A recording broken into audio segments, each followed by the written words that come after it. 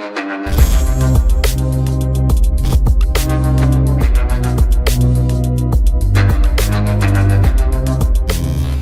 वालेकुम गाइस, कैसे हैं आप। उम्मीद करता हूं कि आप सब खैरियत से होंगे, खुश होंगे और हमारी दुआ है कि आप हमेशा खुश रहें, हंसते और मुस्कुराते रहें।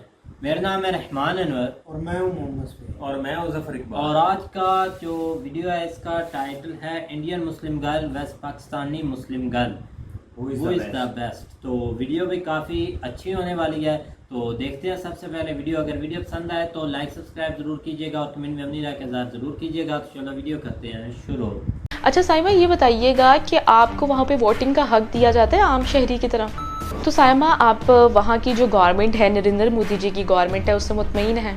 तो ये बताएं कि आप कब से इंडिया में रह रही हैं और कभी आपको कोई प्रॉब्लम तो नहीं फेस करनी पड़ी कि आपको कहा जाए कि आप कन्वर्ट हो जाएं या अपना इस्लाम छोड़ कि इंडियन मुस्लिम्स को उतने राइट्स नहीं मिलते हैं या बहुत जुल्म होता है? तो ऐसा कुछ नहीं है इसके बारे में। जी, मेरा नाम साइमा सैयद है एंड हम नवी मुंबई में रहते हैं, इंडिया में। इंडिया के जो मुसलमान हैं उनके साथ बहुत ज़्यादती हो रही है, उनको हकूक़ नहीं मिलते, उनके साथ ये हो रहा है, वो हो रहा है। Hi viewers, this is me Rabaha Imran and you are watching my YouTube channel. So viewers, जहाँ कहीं से भी आप सब मुझे देख रहे हैं, उम्मीद करती हूँ कि सब खुश होंगे अपने घर में और आबाद होंगे।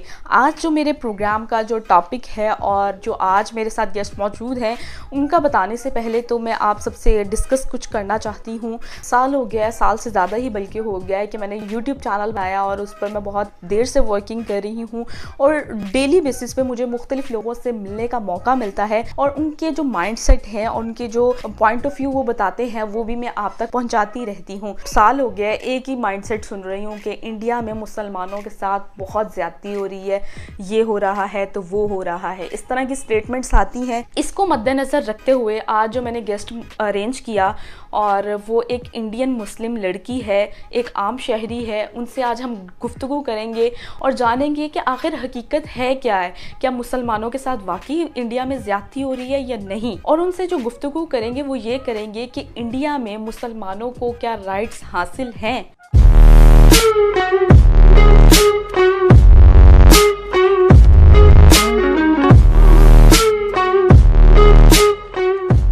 अस्सलाम वालेकुम साइमा जी, कैसी हैं आप?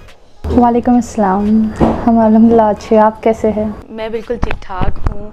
बहुत शुक्रिया कि आपने मुझे टाइम दिया, ठीक है।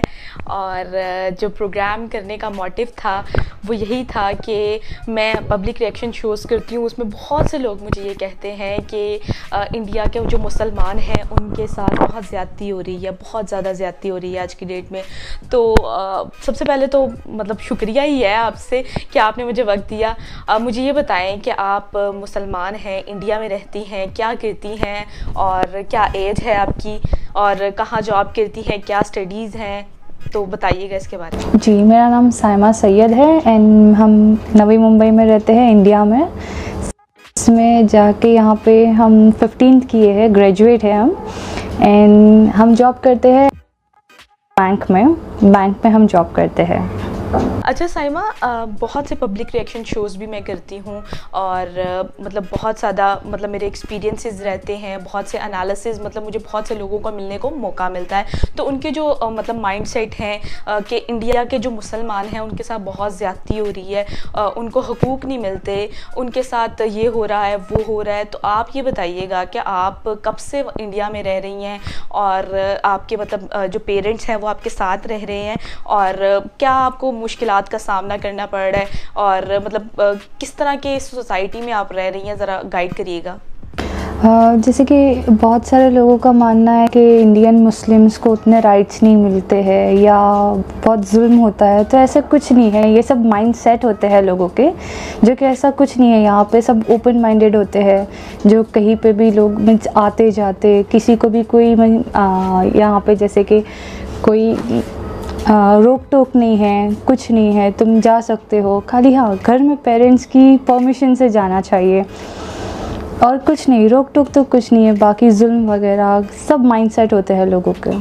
बिल्कुल, जैसे कि आपने कहा कि माइंडसेट है यहाँ पर, तो ये बताएं कि आप कब से इंडिया में रह रही हैं और कभी आपको कोई प्रॉब्लम तो नहीं फेस करनी पड़ी कि आपको कहा जाए कि आप कन्वर्ट हो जाएं या अपना इस्लाम छोड़ दें या अपना रिलीजन छोड़ दें? कभी आपको ये मुश्किलात का सामना तो नहीं करना पड़ा? क्योंकि अक्सर मैंने ये बातें सुनी हैं कि इंडिया में मुसलमानों के साथ अमूमन तौर पर ऐसे ही हो रहा है। जी नहीं, ऐसा कुछ नहीं होता है। कन्वर्जन के वो अपना मीन्स हर किसी का राइट्स होता है।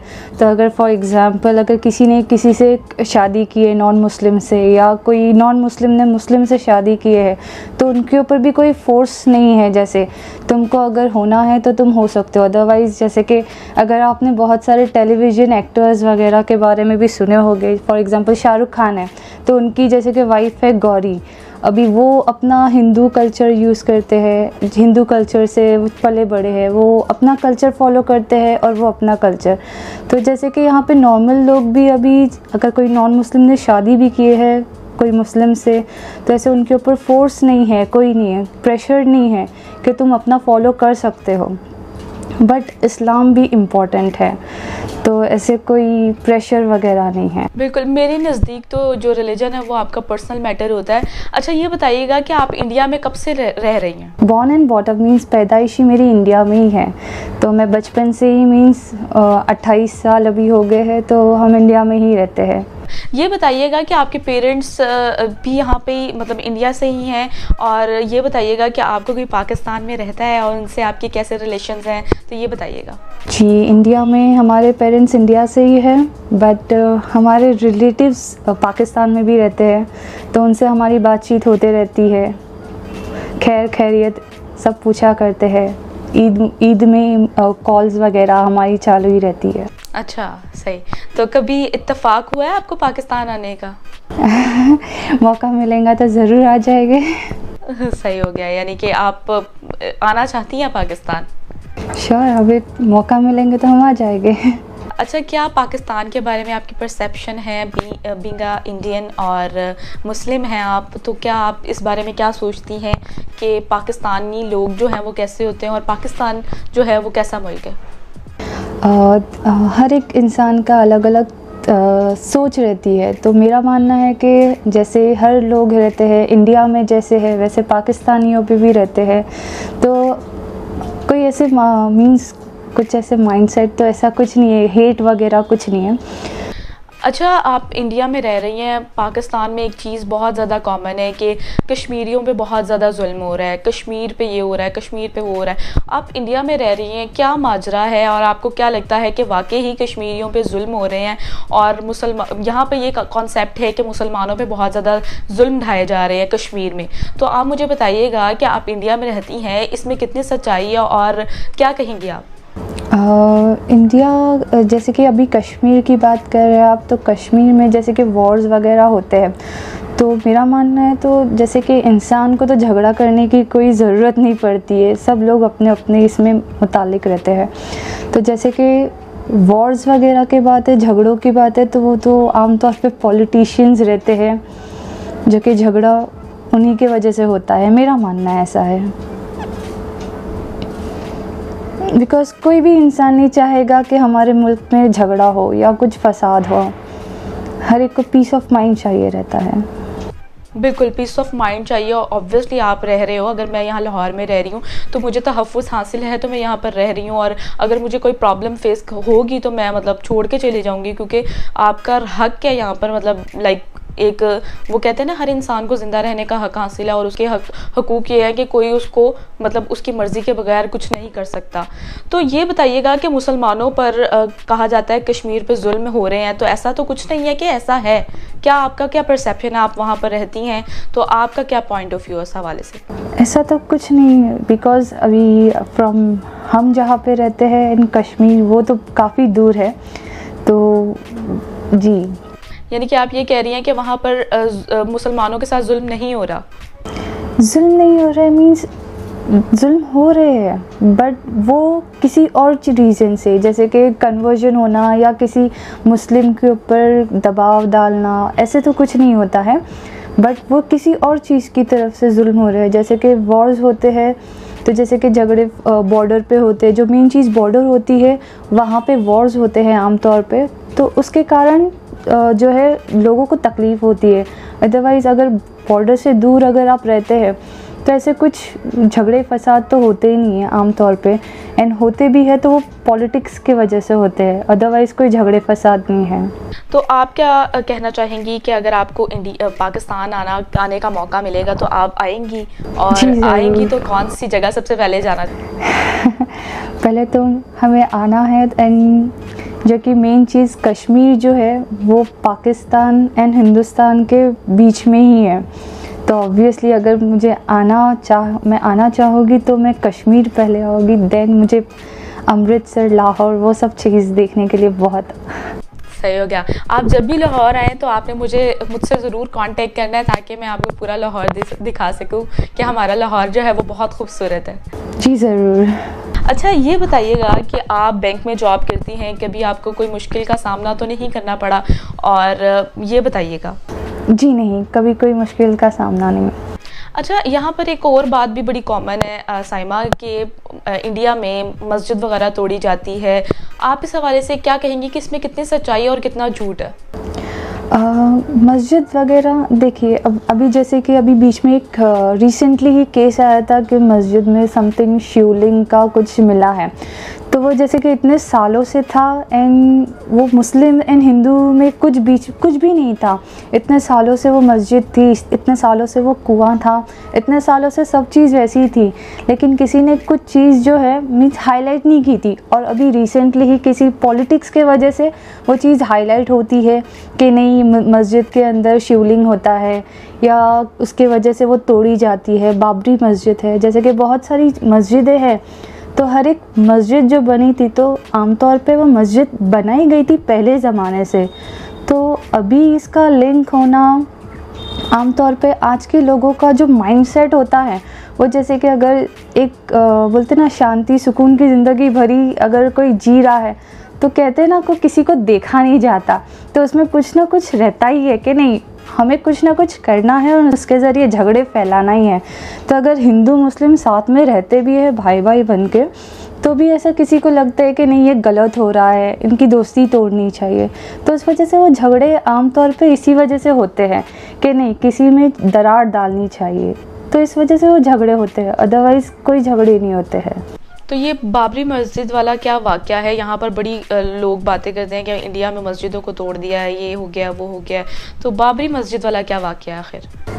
वो कहते हैं कि मंदिर पहले था वहाँ पे, एंड उस मंदिर को तोड़ के वो मस्जिद बनाया गया है मुग़लों ने, तो अभी आमतौर पे वो पहले के ज़माने के लोगों ने अगर किया भी होगा तो ऑब्वियसली वहाँ पे तभी भी हिंदू मुस्लिम रहे होंगे, तभी उस वक्त किसी लोगों ने अगर ऑब्जेक्शन नहीं उठाया, तो अभी इतने सालों बाद क्यों? तो सायमा, आप वहाँ की जो गवर्नमेंट है, नरेंद्र मोदी जी की गवर्नमेंट है, उससे मुतमईन है? को सब चीज़ पता होती है, लेकिन वो कहते हैं ना कि कुछ मौका रहना चाहिए हर चीज़ को आगे फॉरवर्ड करना है। अच्छा सायमा, ये बताइएगा कि आपको वहाँ पे वोटिंग का हक दिया जाता है आम शहरी की तरह?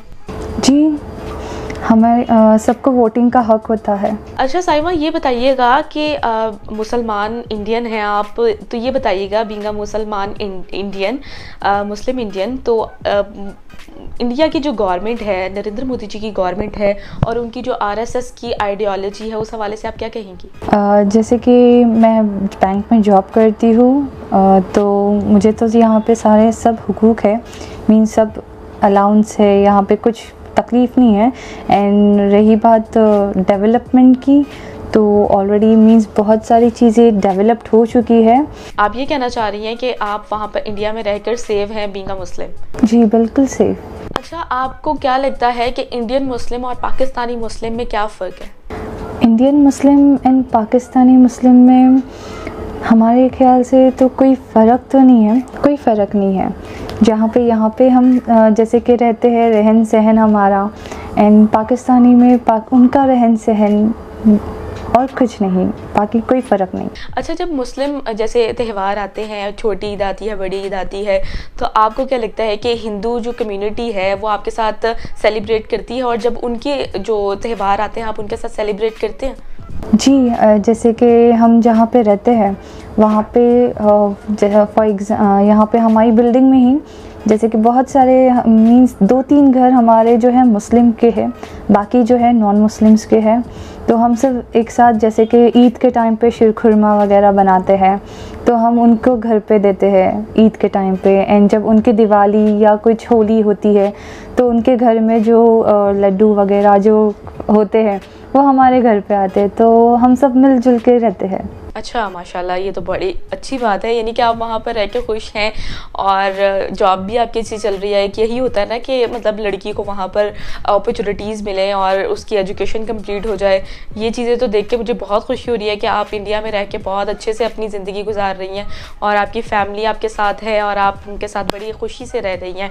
उम्मीद करती हूँ आज का प्रोग्राम आपको बेहद पसंद आया होगा। आप सबसे रिक्वेस्ट है कि फ़ेसबुक पे जाकर आपने मुझे सर्च करना है रिबाहा इमरान 786 के नाम से और मुझे फॉलो करना है, लाइक करना है मेरे पेज को और शेयर भी करना है। और मेरे चैनल को ज़रूर सब्सक्राइब कीजिएगा। अपनी राय का इजहार नीचे दिए गए कमेंट सेक्शन में ज़रूर दीजिएगा, क्योंकि आप सबकी भरपूर फरमाइश से ही ये प्रोग्राम कंडक्ट किया है और ये जानना आज की डेट में बहुत ज़्यादा ज़रूरी हो चुका था कि एक इंडियन मुस्लिम इंडिया में रहकर किस तरह की ज़िंदगी गुजार रहा है। और ये इंटरव्यू इसलिए कंडक्ट किया गया ताकि जो भी कॉन्फ्लिक्ट्स हैं, जो भी एनालिसिस पाकिस्तानी अवाम के हैं, उनके लिए ये इंटरव्यू कंडक्ट किया गया। तो उम्मीद करती हूँ प्रोग्राम पसंद आया होगा। मेरी वीडियो को ज़रूर शेयर कीजिएगा, वीडियो को लाइक कीजिएगा। Thank you so much.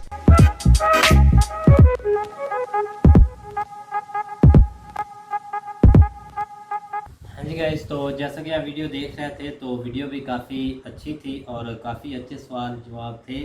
रबा इमरान, हमने इनका भी पहले एक इंटरव्यू देखा था, भाई लॉग के साथ इन्होंने इंटरव्यू किया था, तो खैर तब भी काफ़ी अच्छा वो इंटरव्यू रहा था इनका और भाई लॉग का, तो उस वक्त भी। लेकिन आज इन्होंने एक अच्छा डिसीजन लिया है कि और इन्होंने अच्छा फ़ैसला किया कि भाई एक इंडियन लड़की का इंटरव्यू लिया जाए और वो भी मुस्लिम हो और उनसे ये क्वेश्चन पूछे जाएं जो कि भाई अक्सर यहाँ पर जिनकी वजह से भाई लड़ाई होती है, वहाँ पर ये है वो है, लड़ाई हो रही है उनकी आपस में, ये हो रहा है। बस ये जो बातें हैं ना, सारा माइंडसेट बोल रहे हैं या जो भी है रियलिटी है या जो भी इसमें है। तो इन्होंने ये सवाल जो आप पूछे, हमारे भी काफ़ी जो पॉइंट है वो भाई क्लियर हुए, जो हमें बातें सुननी पड़ती थी। तो आज एक वहाँ की लड़की भाई वो भी मुस्लिम है और वो ही सब कुछ हमें क्लियर कर रही है, तो ये एक अच्छी बात है। उन्होंने एक बहुत अच्छा इंटरव्यू लिया और उन्होंने काफ़ी जो क्वेश्चन पूछे कश्मीर पर, मुस्लिम पर, अजान पर या इनके जो आपस में मामले चल रहे हैं, तो उन्होंने सब कुछ क्लियर किया और काफ़ी अच्छे हमारे सामने पॉइंट रखे। काफ़ी अच्छी वीडियो बनाई उन्होंने ये, और ऐसा काम करना चाहिए बिल्कुल भाई। नहीं, देखा जाए ना तो अब काफ़ी क्वेश्चन भी उसने ठीक पूछे थे, लेकिन जहाँ तक उसने तो सारा इल्ज़ाम पॉलिटिक्स पर डाल दिया कि जो होता है ये पॉलिटिक्स की वजह से होता है, पॉलिटिक्स इसमें मुलव्वस होता है, चाहे मस्जिद तोड़ो या कुछ और बुराई करो या कुछ जो भी कर लो, मतलब इसके पीछे पॉलिटिक्स के हाथ है। कोई बंदा नहीं चाहता कि ऐसा मुसलमानों के साथ हो या उधर जो रहते हैं मुस्लिम पॉपुलेशन है, क्योंकि अब देखा जाए तो इंटरव्यू पता नहीं वो डर डर कर बोल रही थी या क्या रीज़न था उसको। नहीं, जैसे कि पहली बार इंटरव्यू, मैं बताता हूँ आपको उसकी रीज़न क्या है। उसकी रीज़न पूरी ये है बात तो सुन लो।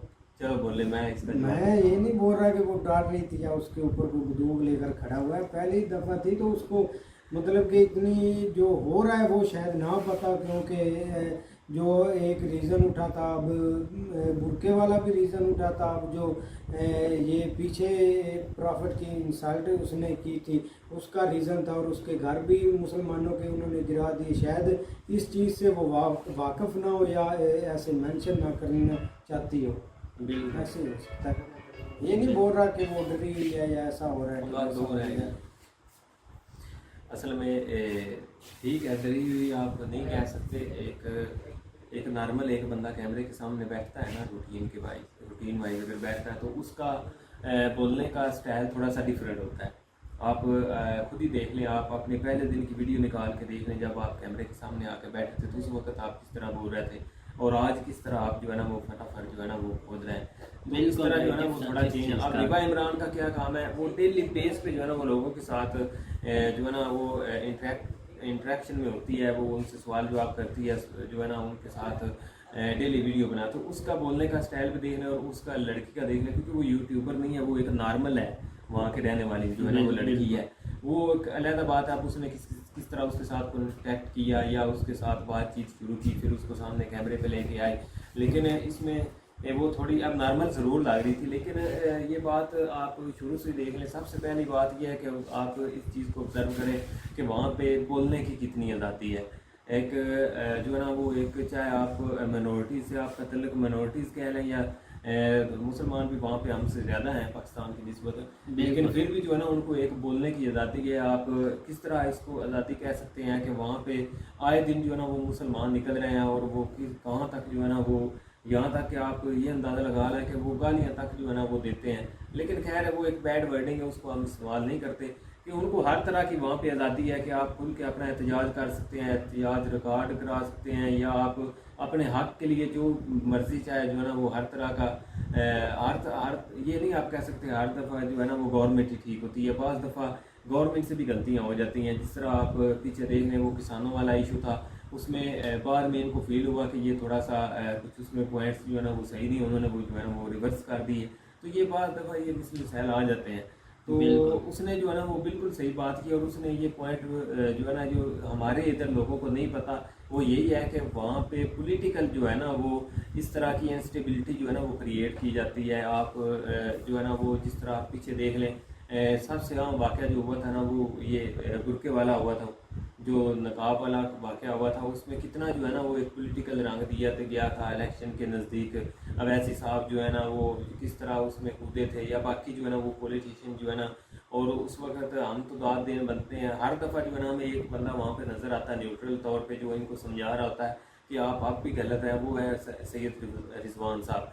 और उन्होंने उस वक्त भी इनके ऊपर तनकीद की थी कि आप गलत हैं, और जब भी इस तरह कोई इशू उठता है तो वो इनके ऊपर यही कहते हैं कि आप गलत हैं, कम से कम थोड़ा सा ना अपने मुल्क का लिहाज करके जो है ना वो चलते हैं। तो इस लिहाज से उसने अच्छे क्वेश्चन दिए और उसने अच्छे जो है ना वो जवाब भी दिए हैं। तो यही एक थोड़ा सा ना वो सोच में जो है ना वो डिफरेंस है, ये जो है ना वो अलग अलग है।